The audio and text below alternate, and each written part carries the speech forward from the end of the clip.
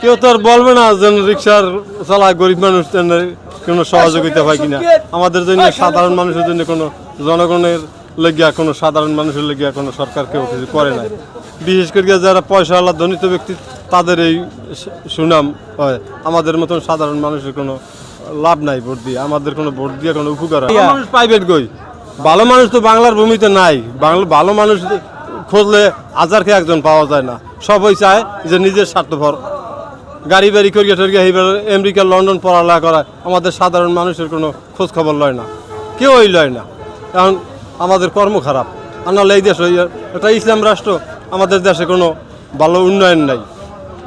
বিভিন্ন রাষ্ট্রের থেকে আমাদের দেশে হইলে যত চাঁদাবাজি, যত সন্ত্রাস আমাদের বাংলাদেশে, কি করবো? কেরা করে না, কেমনে বুঝবো? আমি যে টুপি মাথায় দিয়ে থাকি, আমার মনের মধ্যে যে কি টাউটারি বদমাসি, এটা আপনি বুঝবেন না বাজান। এইভাবে দুনিয়াটা চলতে আছে। আমাদের খালি নামদারি মুসলমান, আমরা গরু খাওয়া মুসলমান। বাবা মুসলমানই করছে, আমরাও মুসলমান, এই মুসলমানের ধারণায় আমরা চলিয়া যাই। কিন্তু আমরা আন্তরিক মুসলমানের কাজকর্ম করি না, আমার মধ্যে কোনো ধর্মকর্ম নাই। ভোট দিতে যাবো না। 12-13 টাকা লাগবে মেয়া যাইতে বললে, আবার আইতে বললে। আমাদের মতন সাধারণ মানুষ দিন মজুরি কয় টাকা কামাই করি, পার রিক্সা চালাই বুড়া বয়সে, বুঝেন না।